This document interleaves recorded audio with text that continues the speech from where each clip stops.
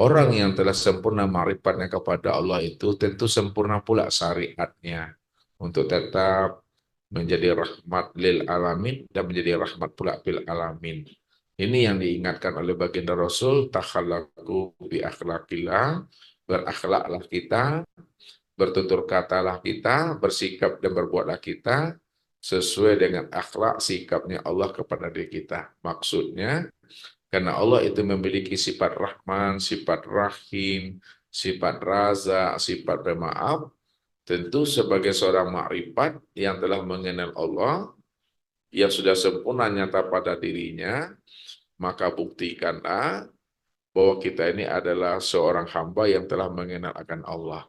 Makanya setiap tutur kata, tingkah laku dan perbuatan kita ini menjadi rahmat bagi mereka, menjadi setawa sedingin, sehingga kita bisa menuntun, membimbing Allah dan kurang pemahaman untuk mendawamkan, mengistiqomahkan atau mengaplikasikan bahwa aku Allah diriku tiada, itu yang pertama ya.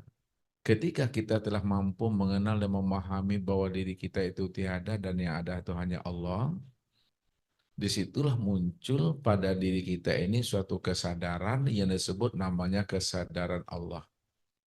Kesadaran Allah itu maknanya la maujud bil haqqi ilallah. Tidak ada yang sebenar-benar wujud secara mutlak yang nyata pada diriku waktu memandang, waktu mendengar, waktu berkata, waktu mengetahui, berkuasa, berkehendak, dan hidup itu adalah Allah. Jadi ketika kita telah memahami bahwa Allah itu yang wujud secara mutlak, maka ketika itu telah ada namanya kesadaran Allah itu pada diri. Jadi ketika telah ada kesadaran Allah itu pada diri, ya, disitulah kita memahami, ya, dengan kesadaran yang sudah isbatul yakin bahwa segala-galanya itu adalah Allah. Nah, bagaimana cara pemahamannya? Ya, pengamalannya. Ketika kita memandang, itikotkan di situ aku yang memandang. Ketika kita mendengar, itikotkan di situ aku yang mendengar. Kata-kata aku yang Ustadz sampaikan itu bukan akunya kita Iswardinya, tapi akunya Allah. Karena tadi udah Ustadz sampaikan bahwa makna kata aku itu, karena Allah cuma yang ahad, Allah cuma yang tunggal, maka kata aku itu adalah kata Allahnya. Jadi boleh diitikotkan, lalu diambil rasa dan paham di dalam itikot itu, aku yang memandang, aku yang mendengar, aku yang berkata. Kalau bahasa umumnya begini Bapaknya Ibu memahaminya. Ini petunjuk yang dibukakan Allah rahasianya untuk jamaah, tapi diberikan ilmu dulu sama Ustadz. Ketika kita sudah memahami la maujud bil haqi ilallah, tidak ada yang wujud yang sebenarnya adalah Allah. Lalu kesempurnaan nyatanya Allah itu kan kepada insan, kepada diri ini. Ketika sempurnanya nyata memenang Allah itu pada insan, ketika itu ada petunjuk. Aku juga Allah Koharo. Bahasanya, bahasa kalam itu, aku juga Allah namaku tangan katanya. Lalu ngomong pula jari ustadznya, aku juga Allah namaku jempol. Aku juga Allah kata telunjuk, namaku telunjuk. Lalu ngomonglah semuanya, aku juga Allah namaku kulit, aku Allah namaku urat, aku juga Allah namaku tulang. Begitulah sebenarnya kesadaran Tuhan yang mesti aktif, yang mesti hidup di dalam rohani dan jiwa kita. Nah, ketika telah aktif rohani dan jiwa kita tentang kesadaran Allah, maka apapun aktivitas dan perbuatan yang kita lakukan itu tiada yang ada lagi, melainkan yang ada sebenar-benar yang ada dalam berbuat dan beraktivitas itu, walaupun sebesar zarah, itu tiada lain adalah nyatanya perbuatan dan kelakuan Allah semata-mata. Jadi ini cukup dipahami, disadari dan dimengerti. Ya. Kalau kita sudah memahami dan menyadarinya dengan paham yang sebenar-benar paham, tinggal kita melaksanakan saja lagi, tak perlu lagi diitikadkan, tak perlu dijazamkan lagi. Sebab kalau dijazamkan, masih ada juga terpandang nanti dua wujud. Ada yang menjazamkan, ada yang dijazamkan. Padahal yang dijazamkan, yang mendawamkan, dan yang dimedawamkan itu tidak lain hakikatnya adalah satu jua. Jadi cukup bahasa Ustadz dipahami, disadaran, dimengerti saja Bapak Ibu. Namun untuk melatihnya, begitulah caranya tadi.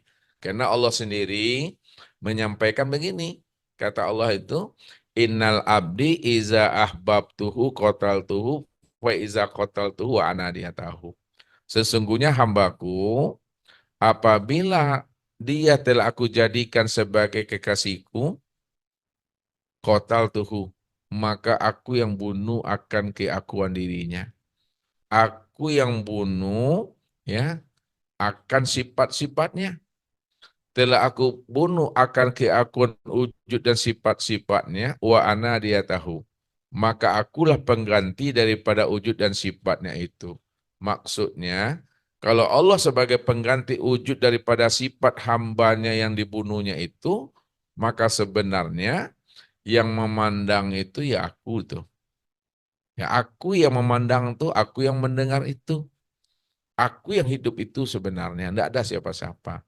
Nah, jadi ketika sudah paham kita bahwa Allah itu semata-mata yang wujud dan yang berbuat, cukup dirasakan, dipahami dan diamalkan saja lagi Bapak Ibu.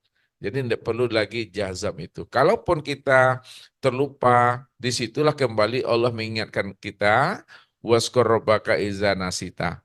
Cepat kembalikan kesadaran dirimu itu kepada aku pada saat kamu lupa siapa dirimu. Makanya kuncinya Allah katakan fazkuruni askurkum. Nah, ini turun ke syariat. Apabila hambaku ingat akan aku juga ingat akan dirinya. Secara makna hakikatnya, siapa yang lebih dahulu ingat? Apakah kita lebih dahulu ingat Allah atau Allah akan lebih dahulu ingat akan diri kita? Nah, secara makna hakikat, yang lebih dahulu ingat itu bukanlah kita. Yang lebih dahulu ingat itu adalah Allah yang ingat akan diri kita. Ketika Allah lebih awal mengingat akan diri kita, ketika itulah kita baru terbetik dan terlintas di dalam hati kita bahwa kita itu ingat akan Allah. Namun secara pandangan syariatnya kita yang lebih dahulu ingat Allah, baru Allah ingat akan diri kita.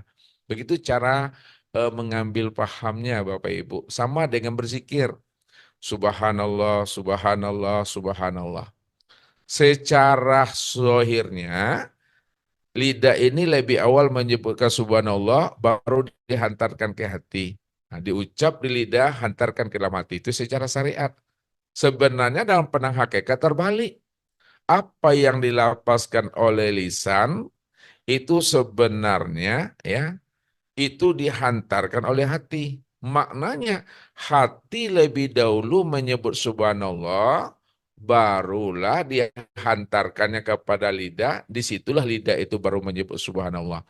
Inilah dalam bahasa kaji, yang zohir menunjukkan yang batin. Apa yang diperbuat oleh lidah itu sebenarnya kenyataan daripada hati ini sebenarnya. Lebih dahulu hati berzikir, barulah lidah mengucapkannya. Lebih dahulu hati mengingat, baru lidah melafazkannya. Jadi bahasa Ustadz selalu menjelaskan bahwa tubuh ini selalu berimam dia kepada hati. Apa yang diperbuat oleh tubuh itu sebenarnya nyatanya perbuatan kehendak hati. Kalaulah tubuh berimam kepada hati, lalu hati ini berimam kepada siapa? Hati ini hanya berimam kepada Allah. Disitulah Allah mengatakan, wa may yu'min billahi yahdi qalbahu yahdillahu linurihi mayasya. Barang siapa yang telah benar-benar beriman kepada aku yang akan beri hidayah dan petunjuk ke dalam hatinya.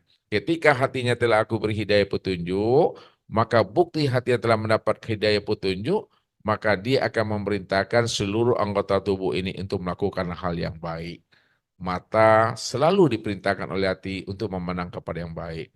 Telinga selalu diperintahkan oleh hati untuk mendengar yang baik. Itulah buktinya bahwa tubuh ini berimam kepada hati dan hati juga berimam kepada Allah. Allah itu berimam dengan dirinya sendiri. Mungkin itu pertama Bapak Ibu ya, khusus Ibu kita untuk mendawamkannya sebagai kesimpulannya, munculkan selalu kesadaran Allah pada diri kita bahwa tidak ada sebesar zarah yang berbuat pada diri kita melainkan nyatanya perbuatan Allah. Sebagai dalilnya, ma indakum yanfadu wa ma indallahi baqi kul kullu min indillah. Apa yang ada pada dirimu pada saat kamu berbuat, bergerak, sebenarnya itu adalah semu, itu adalah bayangan saja. Enggak ada. Bayangan tidak punya hakikat. Dan apa yang wujud dan nyata pada diriku, itulah yang sebenar-benarnya. Kenapa? Kul kulu min indillah. Tiap-tiap segala sesuatu gerak dan diam itu datang daripada sisiku. Sebenarnya gerak dan diam itu itulah kenyataan nyatanya diri aku. Karena aku cuma yang tunggal, aku cuma yang ahad, aku cuma yang apa yang menjadi pandangan nasihat Rasul kepada umat ya, itu menjadi contoh dan teladan buat diri kita ini. Itu yang pertama, seperti eh, yang dikatakan Rasul, man akroma aliman, pakot akromani. Siapa yang memuliakan ulama, maka dah sama dia memuliakan aku. Waman akromani pakat akramallah. Siapa yang telah memuliakan Allah, maka Allah tempatkan dia di dalam jannahnya. Ini adab secara zohir namanya. Jadi sebagai kesimpulan adab secara zohir itu, apa yang menjadi nasihat guru itu mesti diamalkan. Ya, semisalnya yang disampaikan oleh Rasul, karena guru itu, mursyid itu, ulama itu adalah pewaris Nabi. Sebenarnya nasihat-nasihat yang disampaikan oleh guru, oleh mursyid itu adalah nasihat-nasihat yang disampaikan oleh Nabi dan Rasul sebagai perintah Allah kepada umat ini. Ya, tentang sholat, tentang berpuasa, berzakat, dan lain sebagainya. Mungkin itu bisa Bapak Ibu memahami dengan bahasa Ustaz tadi, apa yang diperintahkan oleh Allah kepada Rasulnya dan apa yang diperintahkan oleh Rasul kepada umat ini, itulah sebenarnya yang disampaikan oleh guru kepada jamaahnya. Kenapa? Karena guru ini hanyalah sebagai uswatun hasanah, mengajak dan menuntut umat itu kepada jalan Tuhan, bagaimana kita sama-sama mengamalkan ilmu yang telah didapatkan oleh Allah melalui Rasul, Rasul kepada guru, guru kepada kita ini. Jadi ini yang kita amalkan supaya apa? Ilmu kita tadi itu betul-betul memberikan hikmah dan faedah buat diri kita. Kemudian adab secara batin. Ya, tentu ada secara batin kita selalu berbaik sangka kepada guru. Ya, andai kata ada sesuatu hal yang kita belum paham, tidak boleh kita bersangka kepada guru. Tanyakan itu kepada guru, karena setiap apa yang disampaikan oleh guru kita memiliki pandangan yang berbeda dalam hal menyikapinya. Namun hakikatnya itu ya bagaimana kita itu betul-betul memiliki suatu frekuensi yang sama. Jadi dalam bahasa ulama kontemporer Rasyid Ridho, beliau pernah mengungkapkan rahasia ini kepada kita semua. Apa kata beliau? Ta'ani wala ta'jal bilaumika sohiban la'allahu uzran wa anta talum. Janganlah kita ini cepat-cepat terburu-buru nafsu, ya, menuding, menyalahkan, memfitnah seseorang. Boleh jadi orang kita tuding, kita fitnah, kita sangka suzon kepada dirinya.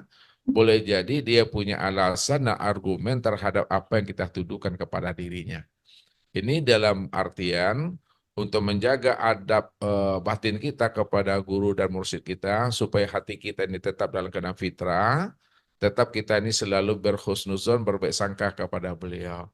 Kalau ingin kita lebih dalam memahami apa makna sebenarnya yang disampaikan beliau, kita selalu bertanya kepada beliau supaya kita tidak salah sangka dalam hal menyikapi suatu masalah tadi. Bapak Ibu yang menonton, yang menyimak ya kajian-kajian tauhid, kajian-kajian ma'rifat, kajian-kajian ketuhanan di YouTube, itu semuanya Ustadz sudah ikhlaskan ilmu itu, tinggal Bapak Ibu lagi mengamalkan dan memahaminya.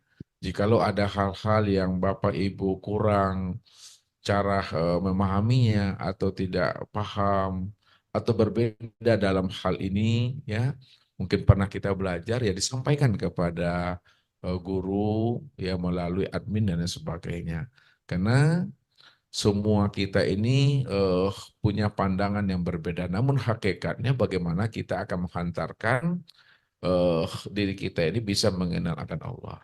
Yang pertama maksudnya, ada orang mengenal Allah itu melalui jalan syariat.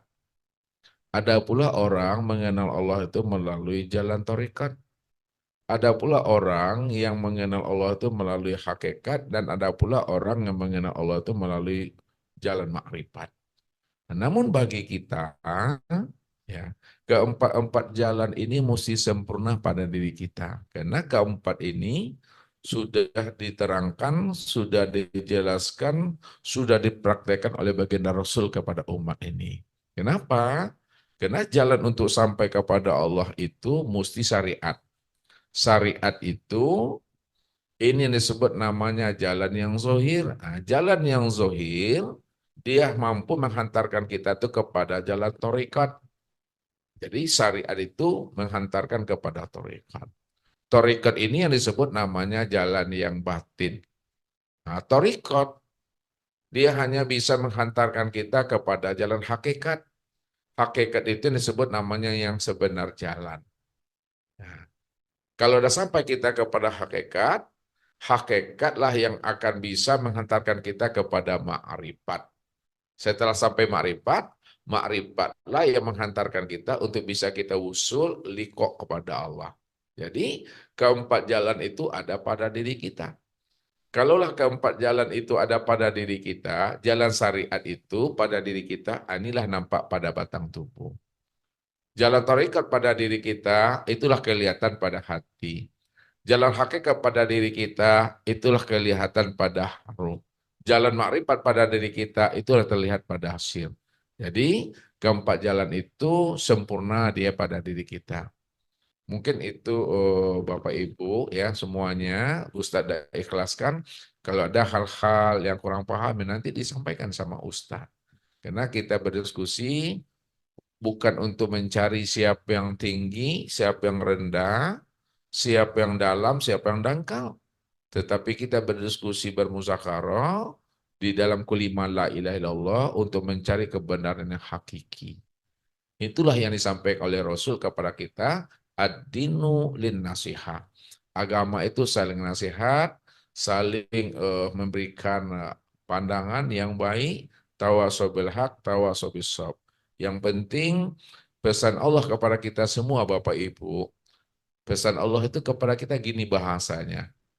Dalam Al-Quran itu, wa minan nasi mayyujadilu fillahi bi ghairin ilmin wala hudan wala kitabim munir. Ada sebahagian daripada manusia ini, kata Tuhan, dia bermujadalah, dia berdiskusi, dia bermuzakharah, dia membahas dan bercerita tentang aku. Tapi sayangnya kata Allah, dia berdiskusi, bermuzakharah, membahas tentang diriku, sayangnya itu bi ghairi ilmi. Dia tidak berdasarkan ilmu. Wala hudan, tidak pula berdasarkan petunjuk. Wala kitab munir, tidak pula berdasarkan kitab yang meneranginya. Jadi, apapun pembahasan kita tentang rahasia-rahasia Allah itu, hendaklah kita berdasarkan ilmu. Tentunya ilmu kasab, ilmu laduni, ilmu yang mana Allah akan berikan ke dalam hati seorang wali dan kekasihnya. Maka seorang wali dan kekasihnya itulah yang akan membukakan rahasia-rahasia Tuhan itu kepada diri kita. Kadangkala kita baca buku Bapak Ibu, ya. Ustadz setiap hari baca buku Bapak Ibu, Ustadz usaha. Buku yang kita baca, walaupun dapat keterangannya di sana oleh para ulama, tapi keterangan itu belum sampai kepada Ustadz. Ketika keterangan itu belum sampai kepada Ustadz, apa makna yang sebenarnya? Maka ketika itulah Allah memberikan petunjuk, memberikan pemahaman kepada Ustadz tentang makna yang tersirat di balik buku yang Ustadz baca itu. Nah, ini yang dikatakan itu dengan ilmu, ya Allah yang membukakan rahasia itu, disitulah kita bisa paham makna yang sebenarnya. Jadi bahasa buku ya tentu akan berbeda dengan bahasa lisan. Ya, bahasa lisan yang Ustaz maksud itu adalah bahasa kodim yang Allah langsung tanamkan ke dalam hati kita ini. Kalau bahasa kodim itu, bahasa Allah itu, Allah langsung berdialog selalu dengan diri kita menjelaskan. Kayak kita mendengarkan radio, berdialog selalu tuh. Nah, inilah yang Allah katakan itu, wastona'tu kali nafsi wa anahtartuka fastami' lima yuha. Aku pilih dirimu adalah tempat bagiku, maka dengarkanlah kalam-kalam aku yang akan aku berikan ke dalam hatimu, kata Allah. Jadi, keterangan yang dapat di buku itu diperjelas dengan kalam kodim itu sebenarnya. Contoh bahasa Ustadz begini. Bahasa Ustadz contohnya begini, tapi itu contoh yang sebenarnya. Ketika Ustadz mengatakan bahwa diri kita ini adalah nyatanya diri Allah, ya, maka Allah ketika itu memberikan paham kepada Ustadz, ya, dirimu itu adalah diri aku. Diri aku ini yang dirimu. Lalu dibukakan Allah lagi kalam itu, ya. Adam itu aku itu yang Adam. Barulah terbuka rahasianya, Allah menjelaskan wa khalaqa Adam kasuratihi. Adam itu adalah gambaran rupa diriku. Kalaulah Adam itu gambar rupa diriku, maka aku yang Adam itu Adam itu yang aku. Di situ letaknya. Aku ini yang dirimu, dirimu itu yang adalah diri aku. Nah, ini langsung kalam kodim yang Allah tanamkan ke dalam hati Ustadz sehingga muncul namanya isbat di dalam hati itu. Bagaimanapun kata si A, kata si B, kafir dan lain sebagainya, namun karena Allah sudah menanamkan petunjuk itu ke dalam hati dan jiwa kita, di situ sebelum Allah ya menjadikan dan menjadikan segala sesuatu daripada dirinya, semuanya itu sudah berada di alam nazarnya Allah itu sendiri. Alam nazar Allah itu ya, ini yang disebut bahasa syariatnya alam pikirnya Allah. Ketika itu Allah telah mencanangkan, merencanakan apapun peristiwa yang terjadi pada diri kita, yang lampau, sekarang maupun yang akan datang, mulai dari sejak yang awal sampai kepada yang akhir, mulai dari yang zahir kepada sampai kepada yang batin, satu titik pun ketetapan dan ketentuan Allah yang Allah tuliskan kepada catatan kitab kita masing-masing tidak pernah terlupakan dan terlewatkan. Makanya di dalam Al-Quran itu dijelaskan Allah, wa kula insan alzamnau ta'ira fi unuqihi. Bahwa setiap manusia itu, di mana amal perbuatannya telah dikalungkan pada lehernya masing-masing. Itu maknanya, apapun peristiwa dan kejadian yang kita lalui di alam dunia ini, itu bukan perkara yang baru, akan tetapi semuanya itu telah sempurna menjadi ketetapan, ketentuan, dan pilihan Allah kepada diri kita. Dari makna ayat ini, kita ambil hikmah dan iktibarnya, ya, bahwa nama kita, ya, itu sudah dituliskan Allah. Ya. Namun yang menjadi masalah kita, Bapak Ibu, ketika kita telah berada di alam dunia, ya, nama kita yang batin itu ada langsung diberitahu oleh Allah kepada kita melalui zikir. Ada pula diberitahukan Allah kepada kita melalui namanya tawajuh, berdialog dengan Allah. Namun ada juga ketika kita bertawajuh, berdialog dengan Allah, Allah belum beritahukan kepada kita nama batin kita. Ketika Allah belum beritahu kepada kita nama batin kita, bukan berarti nama batin kita belum ada. Nama batin kita telah ada, namun ada yang sudah diberitahu dan ada pula yang belum diberitahu. Namun hakikatnya sudah ada. Begitu juga nama zahir kita. Ketika ibu kita memberi nama kita Iswardi, Sebenarnya sebelum diberi nama oleh ibu kita, nama Iswardi itu telah ada di dalam catatan kitab lu itu.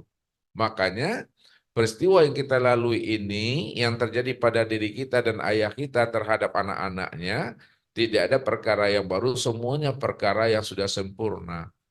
Cuma kita di alam dunia ini hanya melihat bekasnya aja, melihat kejadian dan peristiwanya saja, dengan cara sebab-sebab. Makanya Nabi mengatakan likuli sayin bisa babihi, tiap-tiap segala sesuatu itu pasti ada sebab yang mengawalinya. Namun siapa sebagai sebab? Sebagai sebab itu tiada lain adalah Allah Subhanahu wa taala. Jadi kesimpulannya, nama kita di alam ruh sudah diberitahu oleh Allah, ya.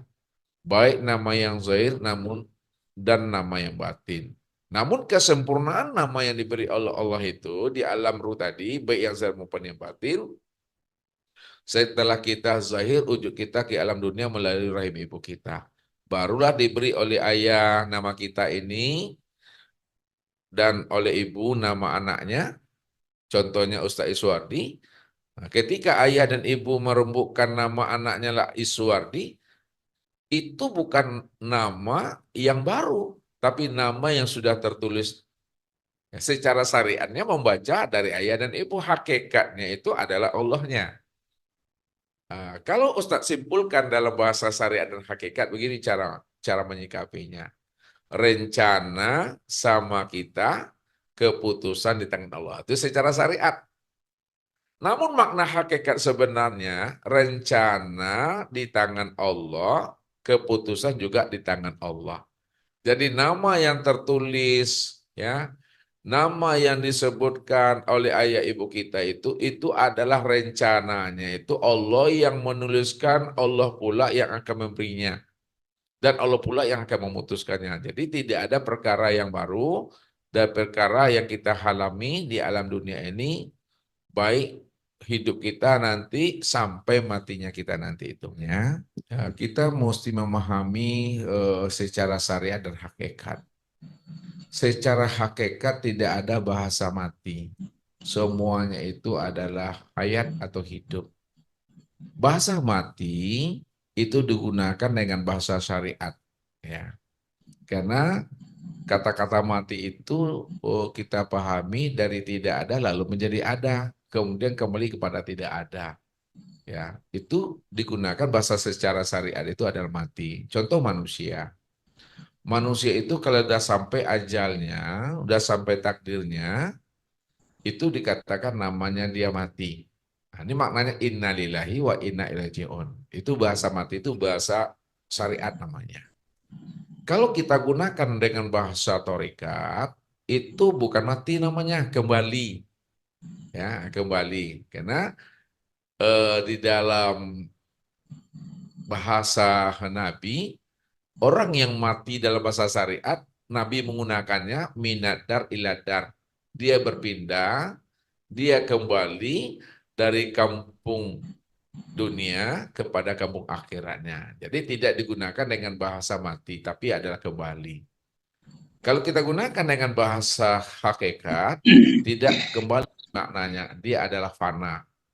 Fana itu dia lenyap, ya, kepada asalnya, di mana datangnya di situ pulang dan kembalinya. Kalau bahasa yang lebih tajam daripada fana itu, supaya kita paham, itu disebut namanya dengan mi'raj dia. Ya, mi'raj itu dia telah betul-betul berjalan menemui akan Tuhannya. Nah, ini cara penempatan dan pemakaian katanya sebenarnya. Namun secara makna hakikat, kita tidak ada mengalami proses mati. Semuanya kepulang dan kembali kepada Tuhan. Bukankah Allah mengatakan, "Wala tahsabanna allazina qatilu fi sabilillahi bal ahya walakin la tashurun." Janganlah kamu kira dan kamu sangka bahwa orang-orang yang mati pada jalan Allah itu, jangan kamu katakan mereka itu mati. Wal ahya inda rabbihim yurzaqun walakin la tashurun. Akan tetapi mereka itu semuanya adalah hidup, mereka mendapatkan nikmat dan rezeki daripada Tuhan, cuma kita tidak mampu merasakannya. Jadi tidak ada bahasa yang mati di sana, yang semuanya adalah hidup. Nah, kenapa Ustadz katakan begitu? Karena Ustadz sudah mengalami proses itu sebenarnya. Kalau dikatakan mati secara syariatnya, ya, bagaimana orang yang berbuat baik ya akan mendapatkan namanya balasan yang terbaik dari Allah. Dan bagaimana pula orang yang berbuat buruk dan jahat akan mendapatkan balasan azab dan siksa dari apa yang mereka perbuat kalau mereka itu mati. Namun pandangan zohir saja mengatakan mati, namun pandang hakikat tidak pernah mati. Ya, bahkan Allah menjelaskan begini dalam Al-Quran itu, Innahu mayati rabbahu mujriman fa innalahu jahannam la yamutu fiha wa la yahya. Wa mayati mu'minan qad amila sholihat fa ulaika lahum darajatul ula. Barang siapa yang datang dan kembali kepada aku dalam keadaan berdosa, kata Tuhan. Dalam keadaan dia berbuat zolim, berbuat maksiat, tidak mengenal Allah, fa inna lahu jahannam, maka kami benamkan mereka itu dalam neraka jahanam. Ketika mereka berada dalam neraka jahanam, la yamutu fiha wa la yahya, mereka itu tidak mati dan tidak pula hidup di dalamnya. Itu maknanya mereka itu diberikan Allah azab secara berkekalan. Jadi kalau Allah memberikan azab secara berkekal kepada dirinya, maka tidak ada hakikatnya di situ mati. Semuanya adalah hidup. Semuanya akan bertanggung jawab ya di hadapan Allah Subhanahu wa taala.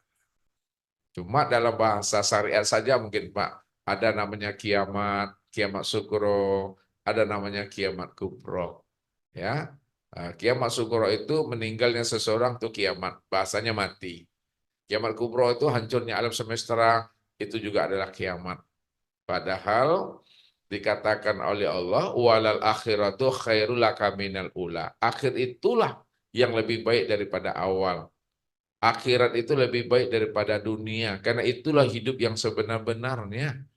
Ya, jadi hidup yang sebenar-benarnya itu bukan di dunia ini, tapi hidup yang sebenar-benarnya itu adalah di akhirat. Itulah menunjukkan tidak ada yang mati, semuanya adalah hidup yang sebenar-benarnya adalah di akhirat. Jadi Ustaz selalu katakan begini bahasa Ustaz.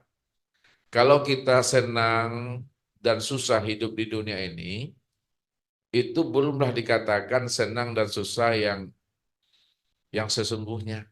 Akan tetapi, baru kita bisa mengatakan senang dan susah yang sesungguhnya setelah kita meninggalkan namanya alam dunia. Disitulah senang yang sebenar-benarnya, dan di situ pula lah susah yang sebenar-benarnya. Jadi yang menentukan itu ketika dia mengenal Allah, itulah senang yang sebenarnya. Ketika dia tidak mengenal Allah, disitulah susah yang sebenar-benarnya. Semuanya adalah abadi. Tinggal kita cara menyikapinya. Kalau hidup, ya kita hidup, ya karena ruh tadi hidup, apakah mungkin ada dua kekodiman di sana? Allah hidup, kita hidup juga. Kalau Allah hidup dan kita hidup, bagaimana hidupnya Allah, bagaimana hidupnya Harum. Lihat maminya. Hidupnya Allah itu kodim. Ya, kodim itu maknanya hakiki, azali. Kalau hidup kita itu disebut hanya hidup idopi. Ya, Allah itu awal, tiada permulaannya. Nah, tuh. Kita ini awal, dikatakan awal, ada permulaannya. Itu disebut tajalli, kenyataan daripada nyatanya diri Allah itu. Di situ letak awalnya. Namun akhirnya tidak ada kesudahannya. Karena datangnya dari Allah, tentu pulang dan kembalinya kepada Allah. Begitu cara memahaminya. Allah itu awal, ya, tiada permulaan, akhir tiada kesudahannya. Kalau ruh, diri kita tadi, awal ada permulaannya. Di mana letak permulaannya? Pada saat Allah mentajalikan dirinya nyata pada diri kita itu, situ letaknya awal. Sedangkan akhirnya tidak ada. Dia akan kembali kepada asalnya. Itu mungkin makna pemahaman supaya kita bisa mengerti mana yang kodim. Itu maksudnya secara logika dan rasio. Sedangkan secara bayan itu sesuai dengan apa yang telah dijelaskan Allah di dalam Al-Qur'annya. Secara ilzam, secara rasio, ya, kitalah yang menentukan pilihan kita. Ya. Artinya dalam bahasa Allah itu, wa hadainahu najdain imma sakiran wa imma kafura. Aku beri kamu dua pilihan, dua jalan, dua petunjuk. Ada jalan ke sorga, ada jalan ke neraka. Itu maksudnya secara logika dan rasio. Siapa yang ingin masuk sorga, ini jalannya, tempuhlah jalan itu. Dan siapa yang ingin masuk neraka, juga ada jalannya, tempuhlah itu. Jadi secara logika dan rasionya, ya, karena Allah sudah menjelaskan takdir yang baik dan takdir yang buruk, ya, tinggal kita lagi yang mengeksekusinya. Ya, mana yang mesti yang kita pilih? Apakah kita memilih sesuai dengan pilihan Allah yang baik-baik yang telah dicontohkan Rasul kepada kita, atau kita memilih berdasarkan hawa nafsu kita? Makanya Allah menjelaskan wala tatabi ahwa allazina la ya'lamun. Ya, janganlah kamu ikuti hawa nafsumu, karena hawa nafsu itu akan mengisirkan kamu daripada jalan Tuhan. Jadi, secara rasionya, Allah telah menuliskan takdir itu ya beragam macam banyaknya. Dari sekian banyak ragam macam takdir itu, maka pilihlah takdir itu sesuai dengan pilihan kamu yang paling cocok dengan dirimu. Nah, ini kisahnya begini. Ketika Umar bin Khattab ya akan memasuki sebuah perkampungan, lalu diberitahu oleh sahabat, wahai Amir Mukminin, bahwa kampung yang akan kita masuki ini sekarang ini sedang berjangkit wabah penyakit, penyakit taun atau penyakit menular. Lalu apa kata Umar? Kalau memang di kampung itu sedang berjangkit penyakit menular, kita bergeser, berpindah arah kita dari kampung itu, kita cari kampung yang lain tempat kita melewatinya. Ketika pandangan Umar ini didengar oleh para sahabat, maka ada pula sahabat yang lain menjelaskan kepada Umar, wahai Amirul Mukminin, kenapa kita mesti lari ya daripada takdir itu? Masuk sajalah kita ke dalam sebuah kampung yang penuh dengan penyakit itu. Kalau Allah katakan kita ini selamat, pasti kita selamat. Kalau Allah katakan kita sakit, pasti kita sakit. Untuk apa kita mesti menghindar dan lari? Apa kata Umar bin Khattab? Kita ini bukan lari, ya, tetapi kita ini mencari takdir yang paling cocok, takdir yang paling sesuai bagi diri kita. Kalaulah kita masuk ke dalam sebuah kampung yang penuh dengan penyakit, lalu kita kena penyakit menular di sana, itu takdir kita. Tapi kalau kita beralih kepada kampung yang aman, yang tidak ada menular penyakit di sana, lalu kita selamat, tidak ada penyakit, kita tidak ada kita kena penyakit, maka itu juga takdir kita. Oleh karena itu, kata Umar, carilah, pilihlah di antara takdir yang banyak itu yang paling cocok dan sesuai dengan pilihanmu. Namun keputusannya, hasil akhir daripada ikhtiar kita, pilihan kita, yang memberbekas juga Allah juga di sana. Inilah maknanya Allah katakan secara logika, rasio, secara hakikat kembalikan lagi kepada Allah. Kata Allah apa? Wa may yatawakkal 'alallah fa huwa hasbuh. Barang siapa yang telah benar-benar ya bertawakal kepada Allah sesuai dengan pilihannya, sesuai dengan ilmunya, sesuai dengan kehendaknya, supaya kita tidak kecewa terhadap pilihan kita, maka kembalikan lagi kepada aku, kata Allah. Siapa yang telah mengembalikan semua pilihannya kepada aku, pawasbu aku yang menjamin, kata Allah. Rupanya setelah akal ini memberikan pilihan yang terbaik dalam pandangan kita, supaya kita tidak kecewa, kembalikan lagi itu semua kepada Allah. Karena Allah lah yang akan menentukan apakah itu baik bagi diri kita atau tidak. Itu secara makna syariat, lalu dikembalikan maknanya kepada makna hakikat. Makna hakikatnya inilah berdasarkan wahyu. Nah, bagaimana memahaminya? Buka surah Ar-Ra'd itu, ya. Di dalam surah Ar-Ra'd ada secara syariat, ada secara hakikat. Al-Quran menjelaskan, ya, bahwa innallaha la yughayyiru ma biqaumin hatta yughayyiru ma bi anfusihim. Itu ayatnya secara syariat.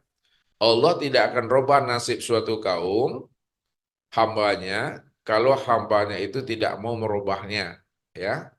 Tetapi makna ayat secara hakikat itu setelahnya. Apa kata Allah?